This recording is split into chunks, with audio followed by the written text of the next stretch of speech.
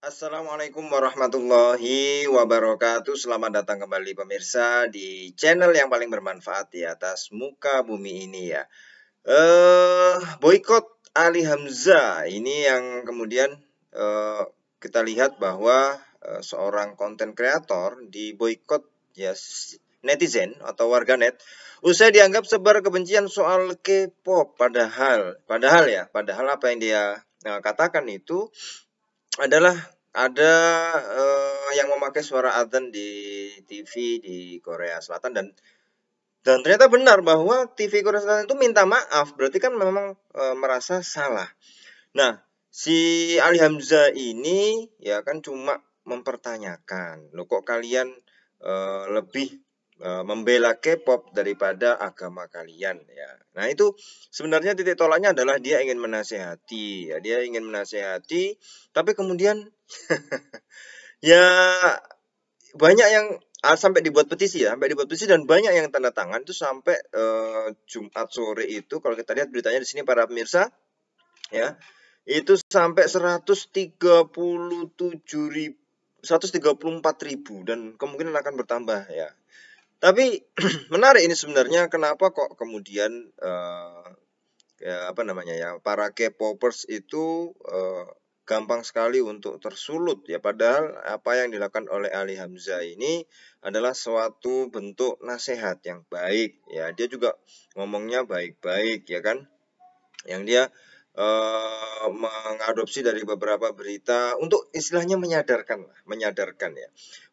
para K-popers bahwa ya itu kalau kita lihat ya memang di dalam K-pop itu sebuah industri yang beberapa bulan yang lalu saya pernah membahas, saya riset kecil-kecilan ya tentang K-pop ya, yang juga pernah saya tayangkan di channel ini.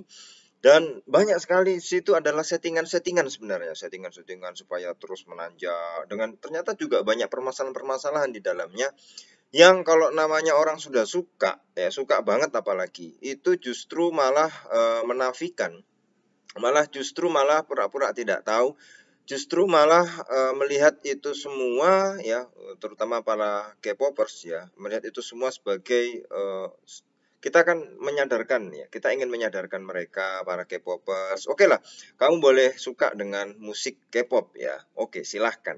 Tapi bisa nggak kamu membuat suatu tandingan ya atas nama bangsa Indonesia, negara Indonesia yang kira-kira bisa menyamai lah minimal atau lebih hebat daripada K-pop itu sendiri. Jadi kita jangan hanya sebagai konsumen, kita hanya sebagai apa ya, ikut saja. Jadi sehingga kita ini sebagai kalau saya bilang ya objek saja. Nah, di sini Ali Hamzah ingin menyadarkan tetapi apa ya, membandingkannya dengan agama. Ini agama sedang simbol-simbol agama sedang dilecehkan misalnya. Apakah kamu tidak tergerak hatinya? Seolah-olah dia ingin mengatakan seperti itu kan, bahwa K-pop sendiri ya menjadi industri musik yang memang kita akui sudah mendunia ya. Tetapi pada intinya adalah kembali kepada generasi muda Indonesia sendiri. Apakah hanya sekedar nasihat seperti itu sampai buat petisi 150.000 orang targetnya? Wow.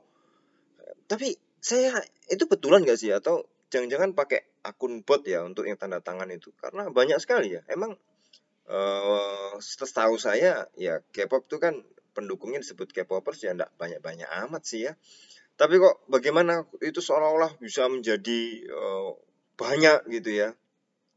Apakah cuma orang Indonesia aja yang menekan petisi itu atau ada orang lain ya, atau orang di luar Indonesia? Kalau kita lihat petisinya memang unik ya. Jadi judulnya adalah Boykot Ali Hamzah, konten kreator penyebar fitnah dan kebencian. Fitnah mana yang kemudian dia sebar, nah itu kan masih belum jelas. Kebencian enggak, dia tidak menyebarkan kebencian, dia itu hanya ingin menyadarkan generasi muda Indonesia ya, para remaja Indonesia yang terlalu mungkin fanatik kepada K-pop sehingga lupa kepada jati dirinya ya. Nah, fitnah mana ya, kalau kemudian dia melihat ini adalah dia mengkritik K-pop, ya sungguhnya adalah bentuk gerakan penyadaran, pencerahan kepada generasi muda ya. Dia menyebutkan di sini ya beberapa apa namanya, kalau kita lihat di sini ya, bahwa Telegram itu juga mengutip ucapan Presiden Korea Utara Kim Jong Un yang menyebut K-pop adalah seperti kanker ganas ya. Dan udah tahu sering begini ya, masih aja lu demen tuh K-popan ya.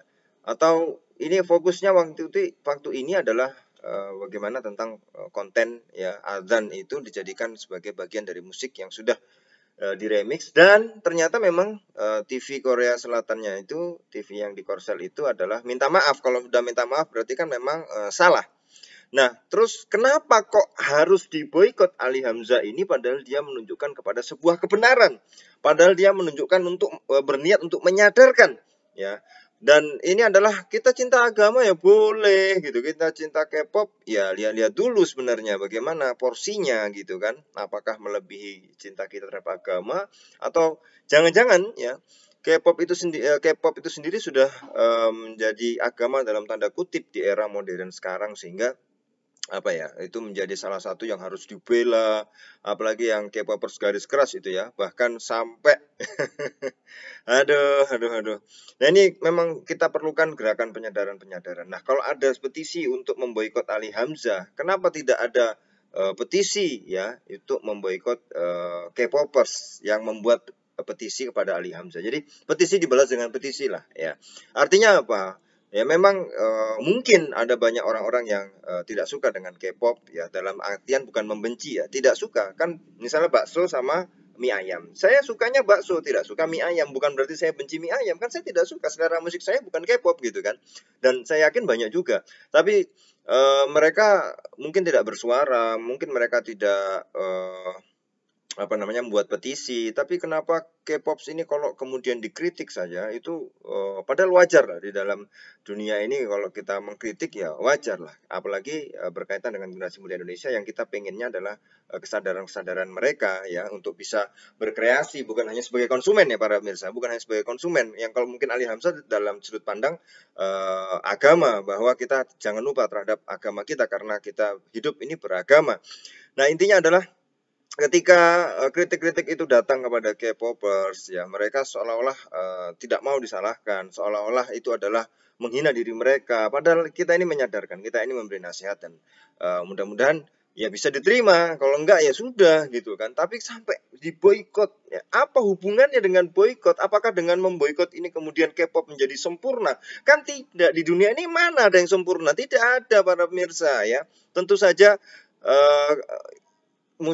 jenis musik apa itu kan ada waktunya. Suatu saat nanti paling K-pop ya sudah hilang ya.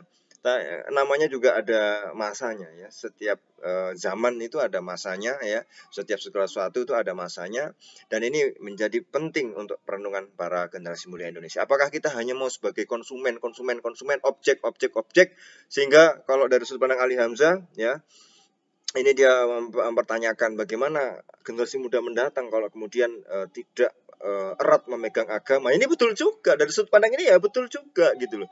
Jadi apakah kita mendukung Ali Hamzah, atau kita mendukung K-popers, atau kita membuat petisi tandingan untuk memboikot para K-popers yang membuat petisi untuk memboikot Ali Hamzah. Nah, jadi ini petisi dibalas dengan petisi itu mungkin sangat menarik para pemirsa, sehingga kita butuh ya suatu kebenaran gitu ya.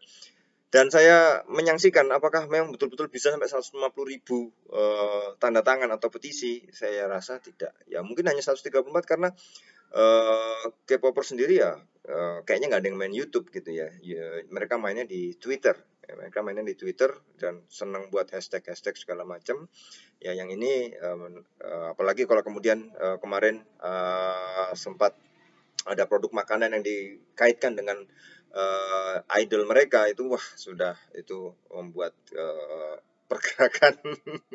Dan intinya adalah bagaimana sebenarnya para K-popers, saya nyatakan kepada Anda, saya katakan kepada Anda, Jangan terlalu fanatik. Cintai sesuatu itu biasa saja karena suatu saat kamu akan membencinya. Dan bencilah sesuatu itu biasa saja karena mungkin suatu saat kamu akan mencintainya. Jadi proporsional, senang sama K-pop ya senang ya biasa gitu. Apalagi ya cuma ya itu tren saja, nanti suatu saat akan hilang. Tapi terhadap agama kita harus betul-betul cinta ya dengan setulus hati luar dalam karena itu adalah yang menyelamatkan kita bukan hanya di dunia tapi nanti di akhirat. Kita ketemu lagi di video selanjutnya. Menjadi cerdas adalah pilihan. Wassalamualaikum warahmatullahi wabarakatuh.